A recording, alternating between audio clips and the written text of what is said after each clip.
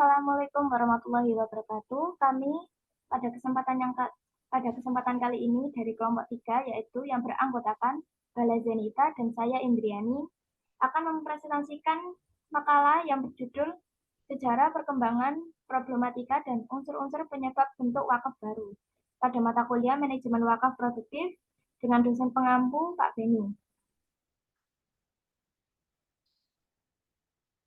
Materi yang akan dibahas pada presentasi kali ini yang pertama adalah sejarah perkembangan wakaf, yang kedua problematika wakaf, yang ketiga unsur-unsur penyebab bentuk wakaf baru.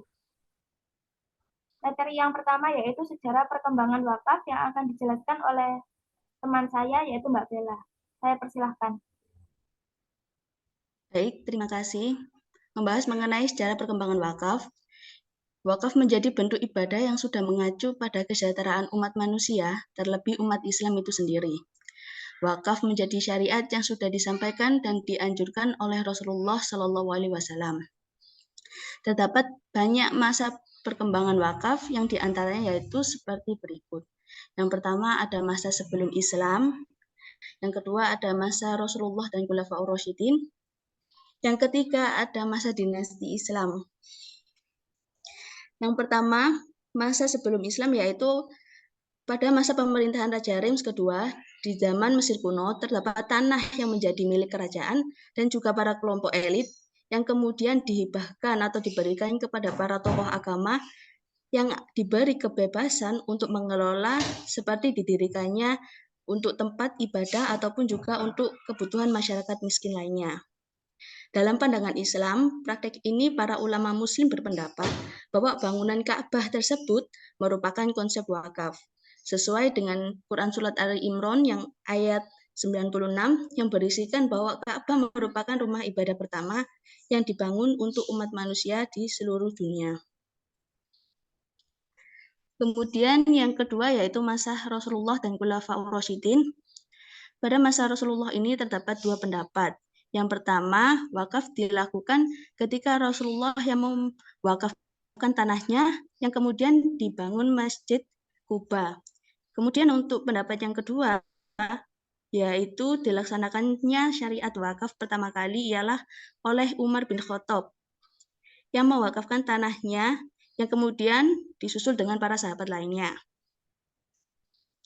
Nah, ternyata setelah sepeninggal Rasulullah, wakaf sudah dikelola baik oleh Umar bin Khattab dengan mengembangkan Baitul Mal yang sudah menjadi lembaga yang bersifat independen dengan dilengkapi sistem administrasi yang baik serta adanya dukungan baik lembaga yang menjaga, mengatur, dan menyalurkan pada pengurus serta yang berhak menerimanya. Kemudian yang ketiga yaitu masa dinasti Islam. Perkembangan wakaf di masa Bani Umayyah yang kala itu dipimpin oleh Umar bin Abdul Aziz, beliau ingin menerapkan kembali seperti semula yaitu sesuai dengan ajaran Islam, mengembalikan harta keluarganya untuk dikelola oleh Baitul Mal dan memprioritaskan untuk kesejahteraan umat. Seperti pembangunan, perbaikan kehidupan dan taraf hidupnya yang ada di masyarakat di daerah tersebut. Kemudian pada masa Bani Abbasiyah, yaitu di bawah Khalifah Harun al-Rasyid, yang menjadikan perekonomian berkembang pesat.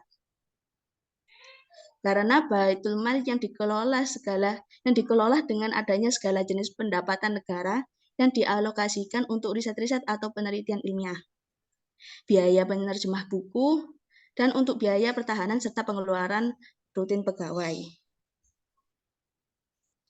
Kemudian ada dinasti Mamluk yang kala itu wakaf berkembang besar juga adanya kebijakan dari Salahuddin Al-Ayyubi, yaitu dengan adanya pedagang Nasrani yang masuk di daerah tersebut maka akan dikenai bea cukai. Kemudian hasilnya tersebut diwakafkan untuk pendidikan. Kemudian untuk pada masa Utsmaniyah, karena tidak mengelola harta yang tidak bergerak saja, tapi menerima juga harta yang bergerak seperti uang. Hasil dari wakaf tersebut untuk menyediakan fasilitas masyarakat dan juga disalurkan bentuk bantuan bagi masyarakat yang miskin.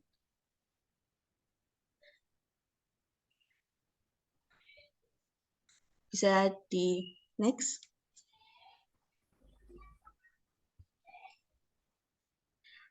Kemudian sejarah perkembangan wakaf ini juga sampai ke Indonesia. Wakaf dikenal sejak Islam masuk ke Indonesia.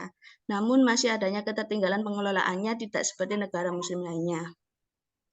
Pada awalnya hanya dilakukan secara pribadi oleh umat Islam karena tidak ada pengelolaan secara khusus. Terjadi beberapa masa pada perkembangan wakaf di Indonesia, di antaranya ialah yang pertama ada masa Hindia Belanda, yang kedua masa Kesultanan, yang ketiga masa kemerdekaan dan era reformasi. Yang pertama yaitu pada masa Hindia Belanda, dahulu pelaksanaan wakaf hanya dilakukan dengan ikrar atau pernyataan saja secara lisan, yang memang masih dikatakan sangat sederhana dan tidak disertai dengan prosedur administrasi. Kemudian perkembangan aturan wakaf ini muncul pada tahun 1905 yang di bawah masa pemerintahan Hindia Belanda. Kemudian yang kedua masa Kesultanan. Banyak bukti-bukti yang sudah ditemukan pada masa Kesultanan ini bahwa telah melakukan ibadah wakaf. Dapat dilihat pada peninggalan sejarah yang ada, baik berupa tanah, masjid, madrasah, komplek makam, dan lain sebagainya.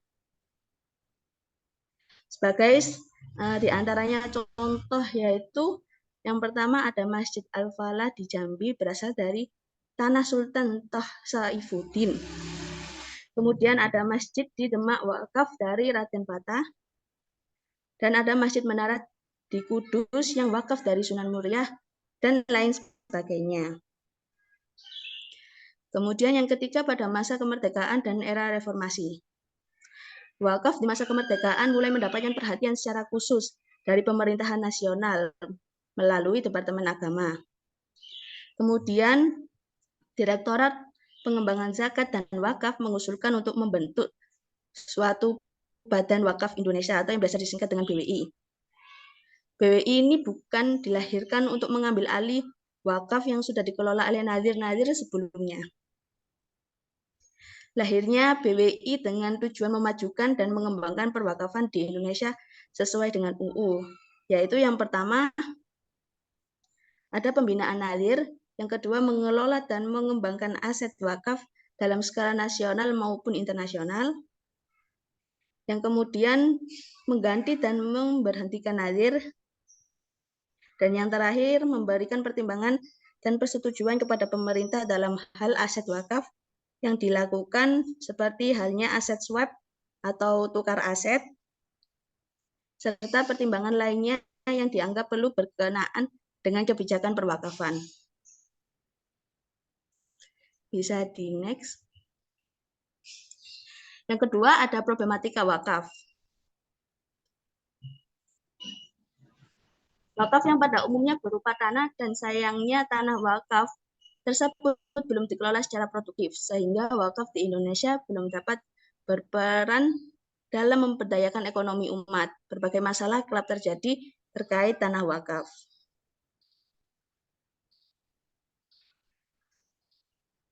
Next.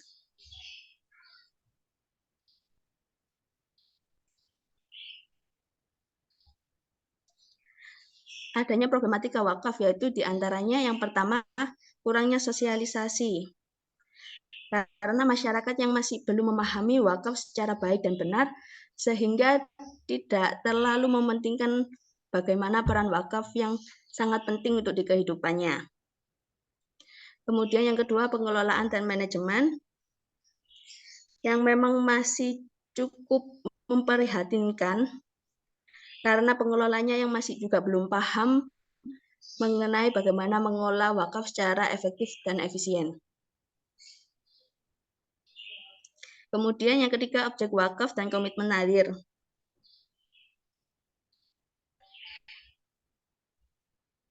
Yang keempat, yaitu lemahnya sistem kontrol. Yang dimaksud kontrol yaitu pengawasan yang dilakukan oleh Badan Perwakafan di Indonesia itu sendiri juga kurang mendapatkan pengawasan yang serius. Akibatnya cukup banyak harta wakaf yang terlantarkan, bahkan ada sebagian harta wakaf yang hilang.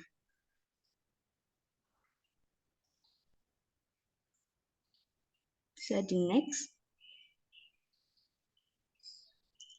Kemudian yang ketiga ada unsur-unsur penyebab bentuk wakaf baru yang akan disampaikan oleh Mbak Indriani.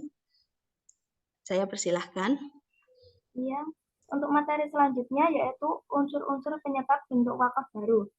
Pemahaman wakaf masyarakat Indonesia tidak akan terlepas dengan proses historisitas awal masuknya Islam dan perkembangannya di wilayah tersebut. Maka mereka lebih dekat dengan hukum wakaf dalam fikih oriented dan bermazhab Syafi'i. Pemahaman masyarakat Muslim Indonesia tentang wakaf ini melahirkan sikap dan perilaku mereka dalam berwakaf terukur lewat barometer fikih oriented dan alas Syafi'iyah. Dan yang paling mereka yakini bahwa ibdal al-wakaf itu tidak dapat diperbolehkan sehingga cenderung tradisionalis dan konvensional. Masyarakat Muslim Indonesia berwakaf dalam bentuk yang berbeda-beda dengan nama yang berbeda-beda juga. Ada yang berwakaf tanah, kebun, rumah, bangunan, dan benda mati lainnya seperti mushaf Al-Quran, sajadah, dan lain sebagainya. Motivasi mereka untuk berwakaf pun ternyata berbeda-beda. Paling tidak ada dua motivator masyarakat Indonesia untuk berwakaf. Yang pertama adalah aspek ideologis normatif bahwa masyarakat Indonesia, Muslim Indonesia, memahami wakaf adalah suatu ibadah yang dianjurkan oleh agama dan berupa perwujudan dari keimanan seseorang. Untuk itu, dalam ajaran Islam, harta merupakan aset yang diatur oleh agama tergantung bagaimana mereka mampu mentasarufkan harta tersebut atau tidak. Yang kedua adalah aspek sosial ekonomi. Zakat itu digunakan dalam hal-hal yang bersifat darurat dan kebutuhan yang sangat mendasar. Akan tetapi untuk pengembangan selanjutnya dibutuhkan peran wakaf, di mana ia menjadi modal untuk pengembangan dan mengatasi masalah sosial dan ekonomi kemasyarakatan secara umum, khususnya masyarakat Indonesia.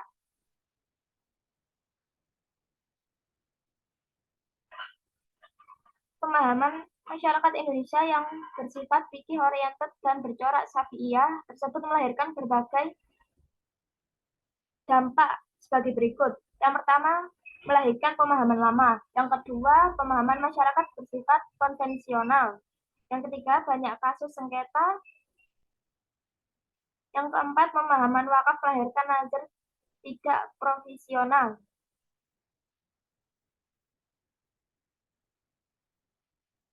Yang kelima, banyak aset wakaf yang belum tersertifikat. Yang keenam, sebagian aset wakaf tidak terselamatkan. Untuk mengatasi dampak negatif dari pemahaman masyarakat Indonesia terhadap wakaf tersebut, maka kiranya diperlukan solusi-solusi alternatif yang mengkaji, menganalisis, dan kemudian merumuskan strategi pengelolaan dan menerapkannya dalam rangka pengembangan wakaf secara kesinambungan. Dengan demikian, perlu dibuat rencana program yang jelas dan tahapan-tahapan yang jelas pula, dan dapat dipilah-pilah dalam jangka waktu tertentu sebagai berikut. Yang pertama adalah pemanfaatan Badan Wakaf Indonesia. Cara nyata dan dimaksimalkan sesungguhnya lebih utama untuk segera diwujudkan. Yang kedua adalah penyiapan SDM yang berkualitas. Sebagai nazir harus benar-benar disiapkan dan harus segera diupayakan. Yang ketiga, persertifikatan mengatasi tanah sengketa. Kerja dilakukan untuk mengatasi tanah sengketa, maka dilakukan persertifikatan wakaf. Yang keempat, mengembangkan harta wakaf menuju arah produktif yang diharapkan mampu meningkatkan kesejahteraan umum. Yang kelima, lebih dari sistem pengawasan yang cermat dan bertanggung jawab sangat diperlukan dalam pengembangan serta pengelolaan harta wakaf. 6. Apabila para pengelola atau para nazir harta benda wakaf telah memenuhi standar kriteria sebagaimana yang dijelaskan di atas, maka pengelolaan harta wakaf tentu bisa berkembang dengan baik. Sekian presentasi dari kelompok 3 untuk kali ini. Mohon maaf apabila ada kesalahan kata maupun kalimat. Saya mengucapkan terima kasih yang sebanyak-banyaknya.